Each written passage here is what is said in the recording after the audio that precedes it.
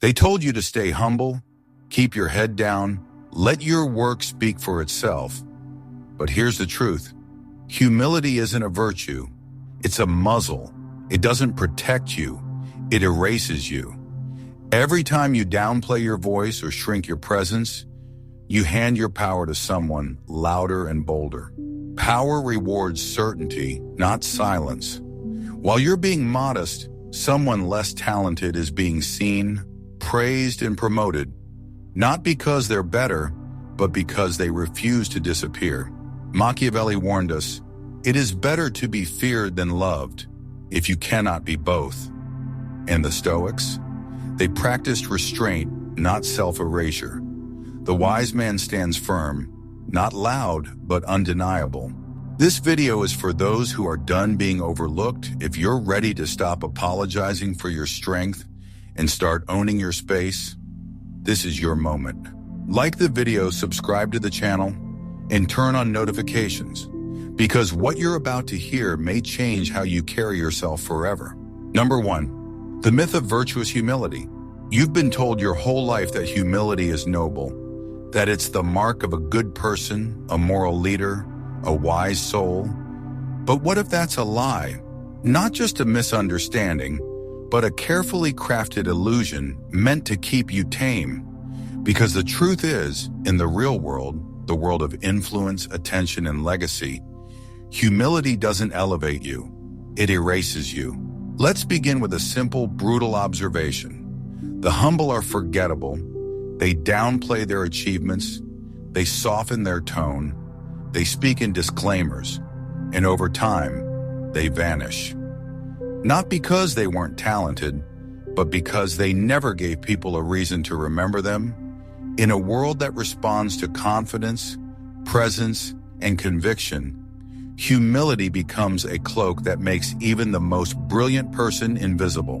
Now, some may argue, but what about moral virtue? What about being a good person? Here's where we must make a crucial distinction. Humility is not the same as character. You can be kind without being small. You can be grounded without being quiet. In fact, the Stoics would argue that true virtue, arete, has nothing to do with making yourself less. It has everything to do with living in alignment with your highest self, not hiding it. Marcus Aurelius, the most powerful man in the world during his reign, was the embodiment of Stoic discipline, and yet read his meditations carefully. He never once praised weakness. He never said, "Make yourself less so, others feel more." No, what he taught was inner restraint, self-control. He reminded himself not to get carried away with praise, not to become arrogant, but he never hid. He never played small. He knew his role, and he stepped into it with gravity.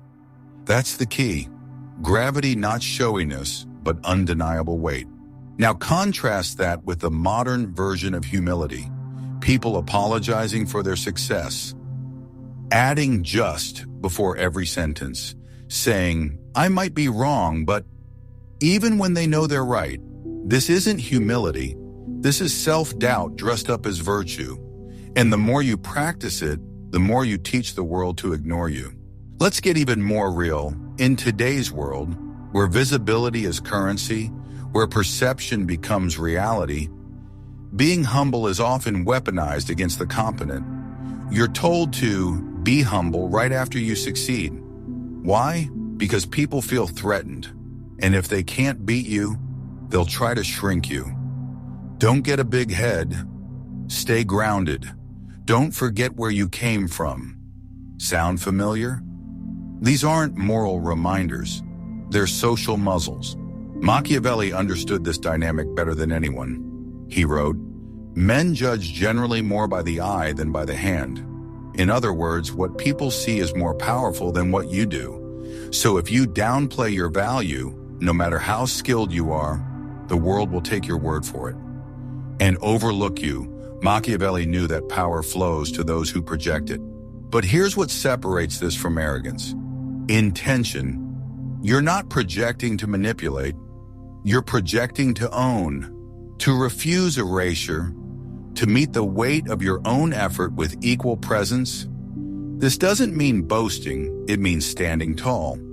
It means walking into a room with quiet certainty that your accomplishments matter, that your voice has earned space, that your existence is not an accident, but a statement. Let's look at a modern example. Oprah Winfrey. She came from nothing. She had every reason to stay quiet, to play small, to be humble, but she didn't. She owned her story. She spoke with conviction, and as a result, she wasn't just respected, she was unforgettable. But here's the key. She didn't shout, she didn't brag, she simply stood fully in her power. That's what people responded to. And then consider another figure. Leonardo da Vinci, a man whose notebooks overflowed with confidence. He did not hide his genius. He didn't wait for approval. He declared his skills and offered himself to powerful patrons with bold clarity. I can build bridges, weapons, machines of war, architecture, sculpture, and art. Was he arrogant? Maybe. Was he effective? Absolutely, history didn't forget him. Contrast that with the people you've never heard of, maybe more talented, maybe more brilliant, but invisible. Why? Because they were humble, because they played the role they were told to play. Quiet, modest, unthreatening, and the world never noticed. Let's go even deeper. Imagine a lion who has been raised to act like a lamb. It forgets its roar, it forgets its teeth. Over time, it starts believing it is a lamb. That's what false humility does. It convinces powerful people that power is wrong, that confidence is arrogance, that presence is pride, and slowly they disappear. But here's the Stoic truth. Your duty is not to hide your strength, it's to master it. Epictetus said, "Know first who you are, and then adorn yourself accordingly." That's not a call to be quiet. That's a call to be precise, to know your place in the world, not by shrinking into it, but by standing clearly in it. So what does this mean for you? It means stop apologizing when you speak with certainty. It means stop using words like just, kind of, or maybe to dilute your power. It means stop disqualifying your achievements before others get a chance to see them. The world does not need you to be smaller. It needs you to be clear.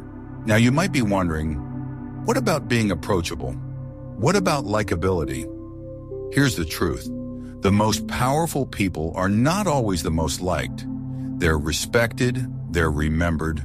They leave impact, not because they were the nicest, but because they were unmistakable. And this is the path forward. Not arrogance, but undeniability. Not loudness, but presence. Not performance, but essence. When you show up in your full presence, unapologetically, you don't have to ask for respect. You become respect. So next time someone tells you to be humble, ask yourself this. Are they inviting you to be virtuous, or are they asking you to be quiet so they can stay comfortable? Choose power, choose clarity, choose to stop disappearing. Number 2, perception is power. You may believe truth stands on its own, that your skill, your integrity, your work will eventually earn recognition. But the harsh reality is this. The world doesn't see who you are. It sees what you project. Perception isn't a side effect of your presence. It is your presence. And if you don't take control of that perception, the world will assign you a role you didn't choose, one that keeps you small, safe, and silent. Let's start with this. People do not respond to your essence. They respond to your projection. If you project uncertainty, they will doubt you. If you project humility, they will assume you're replaceable. If you project dominance, they will treat you as someone who leads, even if they don't understand why. This isn't vanity, it's not manipulation, it's psychological law. It is the invisible force behind attention, influence, and respect. Machiavelli warned, everyone sees what you appear to be, few experience what you really are. That line is not just political insight, it's survival advice. It means your discipline, your goodness, your capability. None of it matters if people can't feel it when you enter a room. Stoicism teaches us to master the self. But if that mastery never manifests in the outer world, you become another ghost, another unheard voice, another wasted gift. Now, this might feel unfair.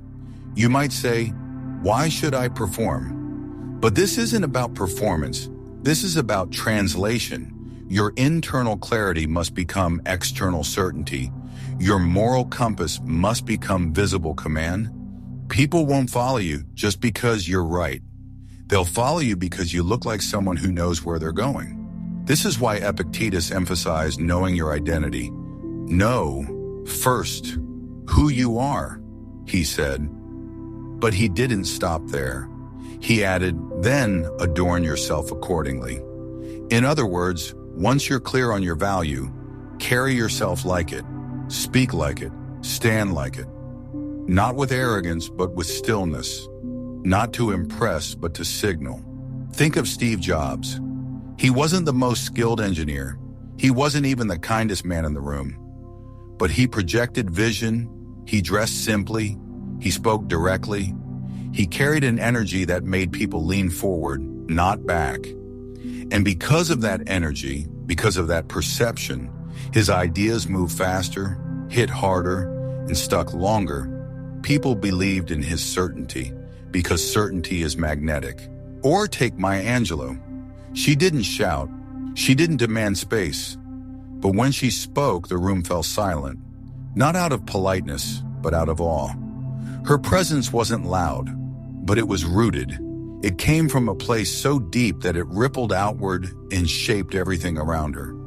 She projected dignity, and because of that, she didn't have to ask for respect. She became it. Add to that someone like Eleanor Roosevelt. She was quiet, unassuming, but unshakable. When she spoke about human rights, people listened not because of flair, but because of moral force. Her posture, her clarity, and her unwavering conviction made her impossible to dismiss. That is perception forged from deep principle, stoicism in motion. Now ask yourself, how many times have you watched someone less competent gain more influence, simply because they looked the part? How many times have you seen confidence win over competence? It's not because the world is blind, it's because the world is fast. People don't have time to investigate your soul. They respond to signals, to tone, to posture, to certainty. And yet most people shrink. They speak in disclaimers, they enter rooms with slouched shoulders and eyes that scan for permission. This isn't humility, it's camouflage, and eventually you forget you're even wearing it. Stoics would call this a failure of awareness. They didn't teach us to shout louder, they taught us to see clearer. To understand that self-respect is not just a private feeling, it is an energy that teaches others how to treat you. Seneca wrote, "A great mind becomes a great fortune, but that fortune must be revealed. It must be claimed, not through noise, but through gravity." Let's add one more name to the conversation, Michelle Obama. When she walks into a room, she doesn't just arrive, she lands. There is presence in her voice, but even more in her pauses. She doesn't rush, she doesn't chase validation. Her posture, her tone, her choice of words, all of it is intentional because she understands that leadership is not just about ideas, it's about embodiment. You must embody your value before others reflect it. You must look like someone who respects their time, their craft, their voice. That's not ego, that's responsibility. Because if you don't shape perception, you surrender it. And once you surrender perception, people will distort you into whatever benefits them. So how do you reclaim it? First, eliminate weak language. Words like just, I think, maybe, or I could be wrong dilute your power. You can be respectful without disowning your certainty. Second, refine your posture. Your body tells the world whether you belong, Shoulders back, chin neutral, eyes level, not aggressive, anchored. Third, embrace silence. Most people try to fill space, but power doesn't rush. Power pauses. It lets the silence do the heavy lifting. Fourth, master your tone. Speak with rhythm, not rush. A voice that isn't desperate to be heard gets heard. Fifth, examine your environment. If you're surrounded by people who celebrate your silence more than your voice, you're in the wrong room. Find places where your presence is expected, not tolerated. Finally, stop apologizing for your presence. You don't owe anyone an explanation for your excellence. The world may try to make you feel guilty for standing tall. Don't shrink to soothe their discomfort. Because here's the truth. Invisibility is not safety, it is erasure. And erasure is the slow death of potential. When you walk into a room, your energy must arrive before your words. Your stillness must say, I belong here. Your presence must whisper, I don't need your validation. I am the validation. In the end, the world does not reward the best. It rewards the clearest. It rewards the bold, the vivid, the undeniable. So if people treat you like you don't matter, remember, it's not because they know your soul. It's because you didn't show them your spine. And that is your responsibility. Number 3, the danger of invisibility. There is no fate more silent, more corrosive, more insidious than invisibility. You won't notice it at first. It won't scream at you. It won't slam a door. It will whisper softly that you should wait your turn, that you should speak a little less, that you should let others shine just this once, and without even realizing it, you begin to vanish. This is the most dangerous outcome of false humility, not rejection, but disappearance, and the world rarely mourns what it cannot see. Let's go deeper. The Stoics believed that a person's role, their duty, their essence must be expressed through action. Marcus Aurelius reminded himself constantly, waste no more time arguing what a good man should be. Be one. But what happens when your goodness, your skill, your voice is never seen?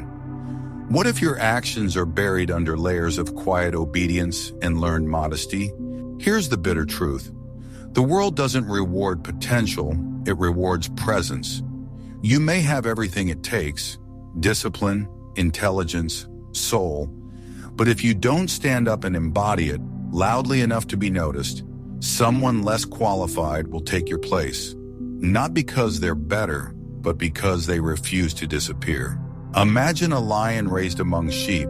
Over time, it stops roaring. It stops hunting. It adapts. It doesn't know it's a lion anymore. It's not that it lost its power. It just forgot how to show it. And in forgetting, it loses everything that made it distinct. This is what happens when strong people internalize the myth that invisibility is virtuous. They begin to shrink, not out of weakness, but out of conditioning, out of the fear of appearing arrogant, out of a culture that punishes pride and celebrates quiet suffering. And slowly their power turns inward, becoming shame. But Stoicism doesn't support this erasure. In fact, the Stoics spoke often about the danger of withdrawal when it was rooted in fear rather than reason. Seneca wrote, "Sometimes even to live is an act of courage." That's not a quote about survival. It's a declaration about showing up, stepping into the arena, allowing yourself to be seen with all your flaws, your fire, your presence. Let's consider a real-world example. Frida Kahlo. Her art was raw, unfiltered, and deeply personal. She didn't ask for permission to express pain. She didn't ask if her voice was too loud, too emotional, too much. She bled onto the canvas and signed it with clarity, and because of that, she could not be ignored. Her presence outlived her. That's the opposite of invisibility. That's legacy. In contrast, think about the people you've met, maybe in your family, your job, your circle, who had brilliance inside them but never claimed space. They waited for someone to discover them, for someone to open the door, for the world to recognize them without needing to speak. And the tragedy is, the world never did. Why? Because power is not politely given, it is claimed, and presence is not awarded, it is asserted. You might say, but I'm not the loud type. Good. This isn't about volume, it's about frequency, it's about resonance. The quietest person in the room can still be the one everyone feels, if they own their space with intention. This is what the Stoics meant when they spoke of living in accordance with nature. It wasn't about hiding, it was about embodying your nature fully. A tree doesn't apologize for its height, a river doesn't ask if it's flowing too loudly. Likewise, you must stop filtering your voice through the lens of fear and start letting it flow through the channel of truth. Consider Alan Watts, a philosopher, a speaker, a thinker. He didn't demand crowds. He invited attention by speaking with clarity, pacing, and presence. He didn't need to be loud to be felt. He simply showed up in the full energy of his mind, and that fullness resonated. Invisibility is not about being unknown, it's about being unfelt. You can have a name and still not have a presence. You can be in the room and still not be in the conversation. And once that pattern is established, it becomes harder and harder to reverse, because the less people expect of you, the less you are given the chance to rise. This is why disappearing is not an act of humility. It is an act of surrender. And the longer you stay hidden, the more others take your silence as consent to overlook you. So what does reappearing look like? It begins with permission, the one only you can give, the permission to take up space, to speak your truth without a disclaimer, to hold your ground when others rush to interrupt, to honor your time, your value, your presence, not with hostility, but with unwavering clarity. It means rebuilding the bridge between your internal world and your external presence. If you know you are powerful, walk like it. If you know your words matter, speak like it. If you know your ideas have weight, stand by them. The Stoic path is not about fading into the background. It's about refining your signal so that what you project is true, clean, undeniable. When people look at you, they should sense the alignment between who you are and how you carry yourself. That's what makes you magnetic, not performance, but authenticity fully expressed. And perhaps the most important act of resistance against invisibility is consistency. You must keep showing up, even when you don't feel ready, even when you're afraid, especially when it's uncomfortable, because presence is a muscle, and every moment you choose to be visible, honestly, consciously, you strengthen it. In the end, disappearing feels safe, but it's a false safety. The real danger is not being too seen. It's being forgotten while still alive, while still capable, while still carrying so much that the world needs to feel. So ask yourself, have I been shrinking to survive? Have I been muting my brilliance to fit into spaces that never honored me in the first place? And then decide right here, right now, to stop vanishing, to step back into your rightful space, not to impress, not to dominate, but to exist fully. Because the moment you stop hiding is the moment the world has no choice but to adjust to your presence. Number 4, humility versus strategic presence. If you remember nothing else from this video, remember this. Humility is not the same as discipline, and silence is not the same as strategy. Too many people confuse erasing themselves with being wise, when in fact, they're just afraid. Afraid to be seen, afraid to be misunderstood, afraid to be envied. And so they hide their strength behind the mask of modesty. But here's what the Stoics knew, and what the world often forgets. True restraint is not weakness, it is power under control. And there's a massive difference between someone who is silent because they're unsure and someone who is silent because they are unshakable. Let's draw a clear line between two ways of being. On one side, we have self-erasing humility. This is the person who downplays every win, who interrupts their own thoughts with apologies, who walks into a room and immediately makes themselves small so no one feels threatened. It's the language of submission. Oh, it was nothing. I just got lucky. You're probably right. I don't know. This kind of humility isn't virtue. It's fear in disguise. It comes from a lifetime of being taught that standing tall means being arrogant, that certainty is selfish, that taking up space is rude. But in the Stoic worldview, fear is never the foundation of good behavior.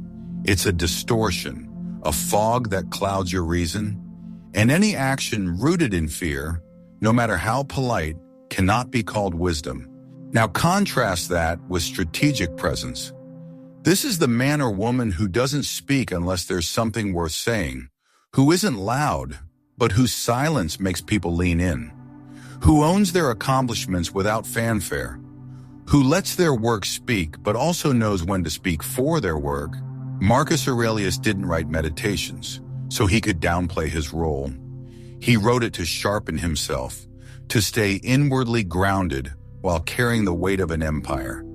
He understood that self-importance is a trap, but so is self-erasure. His goal wasn't to be praised, it was to be precise. This is the posture of someone who knows their worth and no longer seeks permission to hold it. Let's use a real-world example. Beyoncé. She doesn't yell, she doesn't brag, she doesn't post endless explanations. But when she steps on stage, there is no doubt. She owns it. She moves with intention, prepares with discipline, and lets excellence do the talking. That's not arrogance. That's presence. Strategic, earned, unforgettable presence. And here's the key. This kind of presence is available to you too. It's not about fame. It's about choosing how you carry your energy. Do you leak it in every direction, trying to please? Or do you center it, calm, grounded, magnetic? The Stoics had a word for this energy, eutheia. It means a straight course, a clarity of direction, not distracted, not desperate, but centered. Strategic presence is eutheia in motion. It says, I know where I'm going, I know what I bring, and I don't need to shout it from the rooftops. I live it. But here's the warning. Strategic presence requires clarity. If you don't know who you are, you can't stand in it. If you're still trying to prove you're good enough, you'll fall into false humility every time someone challenges your light. So the first step is this. Stop apologizing for being solid. Stop diluting your words to make people comfortable. Stop bending your posture to avoid making others feel small. That's not kindness. That's betrayal of yourself, of your purpose, of the standard the Stoics fought to maintain. And the second step is more difficult. Start choosing your silences. Not all silence is strength. Some silence is surrender. You must learn the difference. When you stay quiet, ask yourself, am I doing this to protect peace or to avoid discomfort? Am I being stoic or just scared? Let's pause here and reflect on someone who lived this distinction. Jiddu Krishnamurti, a philosopher and teacher whose presence was still deliberate, piercing. He rarely raised his voice, but he chose his words with surgical intention. And because of that, when he spoke, it cut through noise. That's what happens when you eliminate performance and speak only what must be said. Strategic presence is also about boundaries.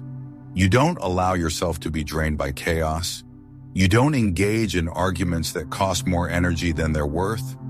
You don't lower your voice just to make others feel superior. And you don't raise it just to win approval. You stay in your lane, but you drive it with force. Now let's get even more grounded. In everyday life, strategic presence looks like this. You don't chase invitations. You build gravity. You don't constantly explain yourself. You let outcomes speak. You don't beg to be seen. You train yourself to be felt. And this is where Stoicism sharpens the edge, because it reminds you, if you need applause to validate your power, you're already compromised. The truly powerful person is content with inner congruence. They are aligned between what they believe, what they do, and how they appear. Nothing extra, nothing missing. And because of that, they're hard to manipulate. Now ask yourself, how many times have you stepped out of character to please someone? How many times have you hidden your certainty to seem more likable? How many times have you left a conversation feeling smaller? Not because they silenced you, but because you silenced yourself. That's the cost of false humility, and over time it adds up. So here's what you must remember. Humility rooted in fear makes you forgettable. Presence rooted in clarity makes you unforgettable. One apologizes, the other anchors, one avoids being judged, the other refuses to be ignored. From this day forward, stop asking, how can I be more humble? And start asking, how can I be more true? Because truth needs no apology and presence needs no permission. Don't erase yourself in the name of virtue. Refine yourself in the name of power. The kind of power that doesn't exploit, but also doesn't shrink. The kind of power that doesn't beg to be liked, but refuses to be denied. This is strategic presence. This is the middle path. This is the Stoic crown. Most people don't lose their power overnight. They leak it through quiet apologies, small language, and the fear of taking up space. But today you've seen the cost of that silence. You felt the weight of invisibility, and now you know the truth. Presence is not a luxury, it's a necessity. So don't wait for the world to give you permission. Don't wait for the perfect moment. Stand now, speak now, be now. Because the longer you wait to own your power, the more forgettable you become. If this message woke something in you, don't let it fade. Like the video, subscribe to the channel, and share this with someone who's been playing small for far too long. Remember, the world doesn't reward humility that hides. It responds to clarity that dares to stand firm. You are not here to be invisible. You are here to be undeniable.